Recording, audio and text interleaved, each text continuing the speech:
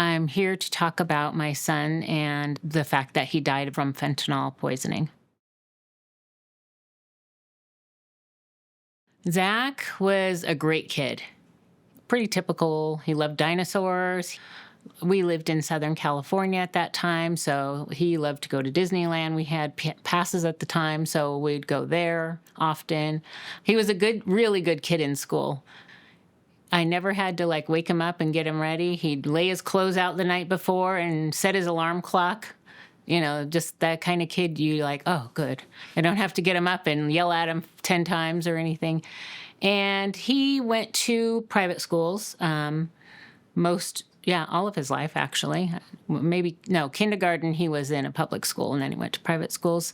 And so, he had lots of good friends, and he played roller hockey. He really liked rollerblading. He played soccer, football, basketball, just really enjoyed, team sports with his friends. Not so much to compete, but they had a good time just having fun together. I'm the older one, and, I used to, typical brother and sister, I think. I don't know. We grew up in a family of all boys, so wrestling was a big thing. We grew up in California, and WWE was a huge part of our family. So, I used to beat the crap out of my brother until he got to be a little bit too big, and then he was the one beating me up, and I was like, all right, I'm done. So, yeah, we had, I think, a typical brother and sister relationship. If, we roughhoused a lot, and we had a lot of boy cousins, so it's not like my brother and I used to pal around all the time, but, at home we would have a typical brother and sister relationship, I think. After high school, he wasn't sure quite what he wanted to do, but during high school, there was a gentleman that was kind of mentoring him, teaching him how to repair computers and phones and things like that. So after high school, he went to work with him for a while, and then he moved his business to Guam, of all places. So Zach spent a year in Guam. One of the photographs is him standing on the beach looking into the ocean. So he stayed only a year there, but he enjoyed it. He just missed everybody, so he came back. I would say when he was about 26 or so, 25, 26, he started becoming very withdrawn. He had gone through some depression, but that was after he and a girl broke up, and that was someone that was like his first love. So it's kind of common. But that depression didn't seem to go away. And so in his mid-20s, he seemed to develop more of a personality, very withdrawn and just trying to disassociate with everyone. Watching my brother growing up to, adolescence, he graduated from a good private high school. He was a football player, very normal youth up until probably his late teens, early 20s. And then I would say there was some change that happened. Yeah. He basically would go to the gym. He has started having a hard time keeping jobs because he just wouldn't interact or wouldn't, be there when he needed to be there. And he started using alcohol as a way to cope, as many people, drugs and alcohol, to self-medicate. So the more that, you as a parent, you think, okay, he's going through some stuff, he's going to snap out of it. You always hope for that anyway, but Zach did not. He got worse, and he started just really isolating himself more. He would stay in his room just reading and studying nutrition and science. He was very smart. I am 5 years older, so I was in a totally different state for multiple years. And then when I moved back home to be, moved to Kansas to be closer to my parents, and my brother was still at home, it still was different because I had a baby. And so I was a mom and more hyper focused on that than, noticing the details of what was going on within the home. But it doesn't take long being in that environment to notice that, okay, something's off. And, my parents were fighting with him a lot. And so there was definitely some chaos for sure. He was partying a lot. He totaled 2 of my parents' cars. But, at what point do you equate some of that to normal, like, teenage/college years partying versus like, okay, there's a problem here? It's just so hard to know. I mean, you really don't know until, I would say that definitely the older he got, the more there was a obvious problem. So He was really into bodybuilding kind of stuff, and he liked the science of nutrition as well. But he started just talking to himself a lot, and that became very difficult to understand. I mean, yeah, we all talk to ourselves, but he started talking in other voices, more or less. And he started developing obsessive compulsive disorders, like constantly washing his hands, pulling on his clothes all the time, like pulling his shirt down all the time. I don't know, where that came from exactly, but when he was a little kid, he went through a chubby stage, so I feel like he was very body conscious. it didn't feel good. It was weird. It was sad. It was so hard for me to talk to my brother because, you're like, am I really making an impact? Is he really listening? Is he, and he was violent and he was scary and he was big. So that was another thing. It's like, he was taller than me. He was very built. So it wasn't like I could take him on and, be like, you need to stop and you need to be respectful to mom and dad or whatever. But it became very obvious that he was doing something. So we had different ideas about how to get Zach help. And eventually we got in touch with ComCare because by this time, Zach has no, I think, insurance, no money coming in, no nothing. So ComCare is a company that will help, and they don't charge much at all for anything. Which was very difficult to get them to help. They are because they're like a county program. I think that they get a lot of students there, and so that's frustrating because often you'll get a new person. It won't be the same person that you already told the story to. So not getting help for him was very frustrating. And eventually I got in touch with our local congressman, and that's when I was able to really get some help.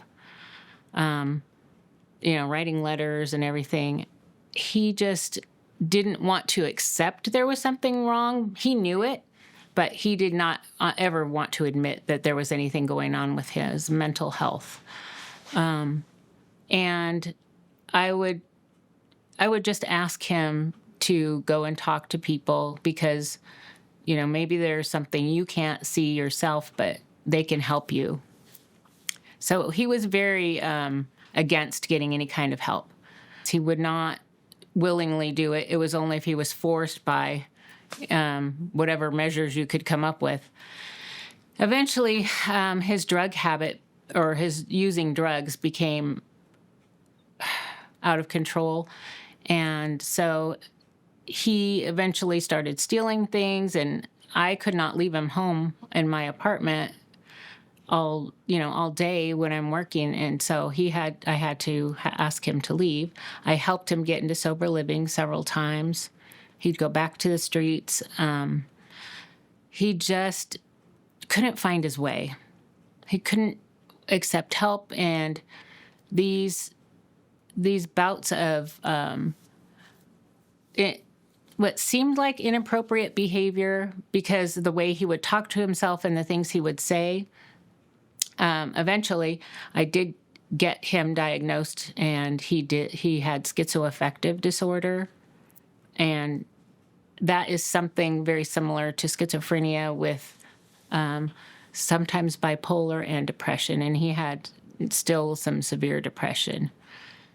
Finally, went through the system to get him on disability. That all of this took years, and he finally got approved after 4 assessments, all done by the county. So they didn't believe their own assessments, apparently. And then it was like he finally got on that probably about 8 months before he passed away. I did finally get him a place to stay. Now, I could never have gotten Zach a place to be on his own, an apartment or anything. He would have lost the keys the first day. He would have, made too much noise or forget to turn off a stove or something. It would not have gone well. Any place. You would have had to be with him at all times. So I finally got him a place, a long-term kind of hotel situation where he couldn't really do anything there. And if he locked himself out, which he did almost every day, he can go get a new key card. So it's really hard. I tried to see if the county, city, state, anything had like a kind of a group setting where he could be. I would have had to put him on the waiting list when he was a little kid to get him in there. There was no help. With nothing else left to do, I was going to have him involuntarily committed if I could get through those hoops, because I was so worried that, what would happen to him. So I had an appointment with him, but he wasn't there when I went to pick him up. So I thought, I'm going to go to the appointment anyway. And I spoke to a woman at it's like the service for adults on disability kind of thing. I forget their acronym, but I met with a woman there that was a social worker, and told her all about Zach, and just kind of tried to give her the short version of all of what's been going on for the last several years. And she told me right up front, you're probably not going to be able to get this done, getting him some help in a mental hospital. I'm just going to tell you right now. And so I said, well, you need to come help me because this is a crisis situation. I said, my adult son is in crisis, and something's bad is going to happen. I could feel it because I could see the spiraling downward. So she said, we'll have an appointment next week. We'll go to him instead of you bringing him here that way, and we'll do a little earlier in the day, so he'll probably not be out and about. So we met at the hotel, and it was at 11 a.m., and then I went and got a key from the front desk and went up to his room, knocked on the door. He didn't answer. I thought maybe he was in the shower. And again, this woman was with me. So I opened the door and went in first, of course, because I thought, well, he might be sleeping or something. And I found him laying on the bed, and he had been dead for several hours. That woman kept yelling at me to call 911. I knew my son was gone, long gone, and I couldn't see the phone through the tears, and she was yelling at me. And it's just unbelievable that even when he was alive, there was no help, and now he's gone, and she can't even dial 911 for me.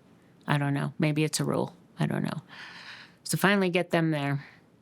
And then she said, I'll stay with you until, the whatever emergency department shows up, either the police or the fire department. So she did, and then she left, and I never heard from them again.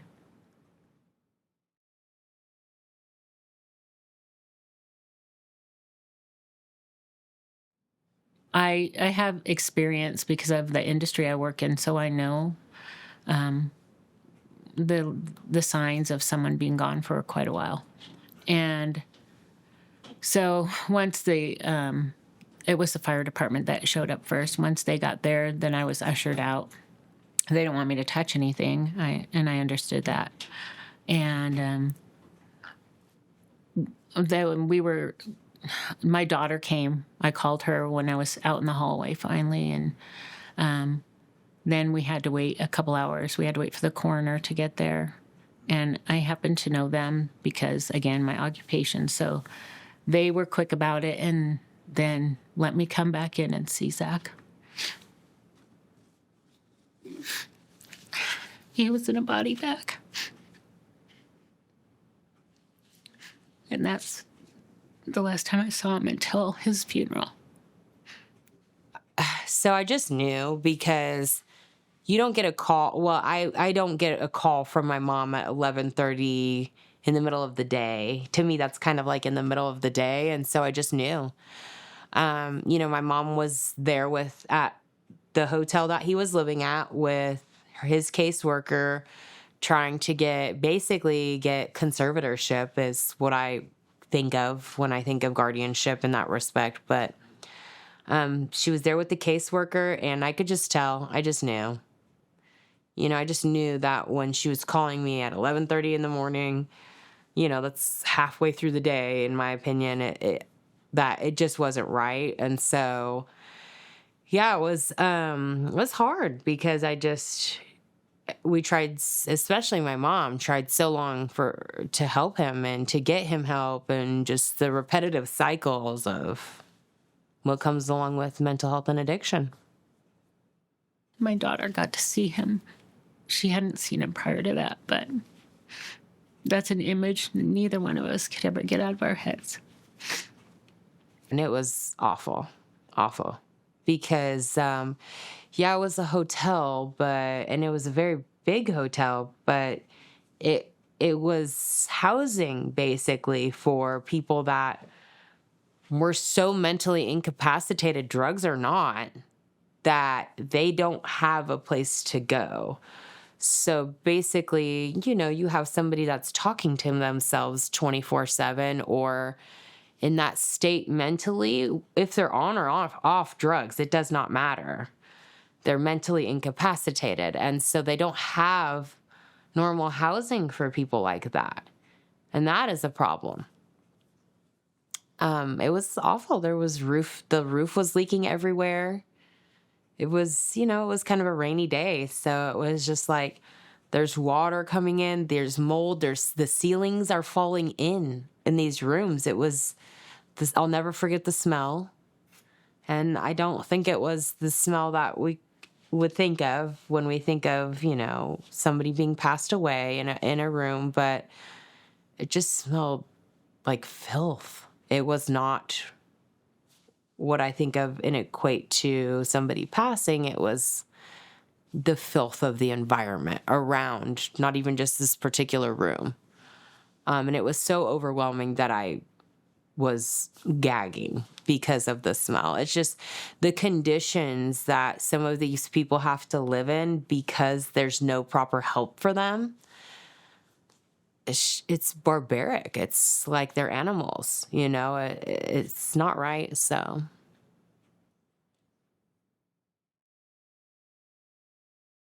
I had given the police some information that I had gotten from some of the people around in the hotel where he likely got the fentanyl or was given that, and they didn't ever follow up on anything. They told me, basically, when I called the detective, he said, well, what do you want me to do? There's no cameras in the hallway. There were, but he said where his room was, there was no way to see it that far down or whatever. They just didn't care. And that's probably part of the story that needs to be told is until something happens, they don't care. If to them, I should say. If it happened to one of their family members, maybe then they would care. And I said that to the detective. I pretty much let him have it because I just needed to, say my piece. And after that, I just I really wanted to pursue something, but what? When you don't get any help, and then you give them a name even, and they don't want to bother to follow up on it. I don't know how to get our judicial system changed to be able to take guardianship. The biggest problem is when somebody's an adult, they're an adult. They're deemed an adult by societal standards, but they're not. This is somebody that doesn't even live in our reality. They're in an alternate universe. So how do you get somebody help? I mean, my mom tried for 5 years to get help for him. And she got bounced around. She got treated like, oh, well, you're a number type of deal, And so how do you make that change? I'm friends with politicians. I'm friends with lobbyists. And unless I can say, hey, I'll write you a check for $2 million, nobody cares. I had a neighbor that, when I lived in the apartments, that got fentanyl poisoning from marijuana, and they found him dead in a couple days because he lived by himself. I didn't even know until I, much later found out. But it's in everything, and it's everywhere, so you don't know. And it can be as innocent as a child has, several times kids have died from just touching it and putting their fingers in their mouth. Having a daughter that's now in high school, for me personally, you just don't know what is going to happen, because your child could be totally normal, totally healthy. They could be an all-star athlete. Doesn't matter, straight A student. What I think a lot of people don't know is, especially in male adolescence, until they hit early adulthood, you actually don't know, because their brain hasn't fully developed, if they are going to have some sort of significant mental illness. I would say we're getting to a point where we have a lot of genetic testing that's out there that was not out there 10 years ago. That is definitely helpful. But mostly, having a high school age student myself, talking to your kids, like, don't even take ibuprofen from somebody, because you just never know. Every single pill you get on the streets these days is potentially deadly. I don't know how to feel. I mean, I find myself resenting the police. And I know they do good work too, but it's just unbelievable how that gets just left by the wayside as unimportant. And I feel like it's because of the people, are seen as less than in general. And that was the feeling I got when I talked to the detective. And so that's kind of why I yelled at him, but not the only reason. But it's like, you just don't know until it happens to you. And I told him, I said, and I promise you, it'll happen to someone or some family member, because it's everywhere. It'll touch everybody's life at some time, unless something can change.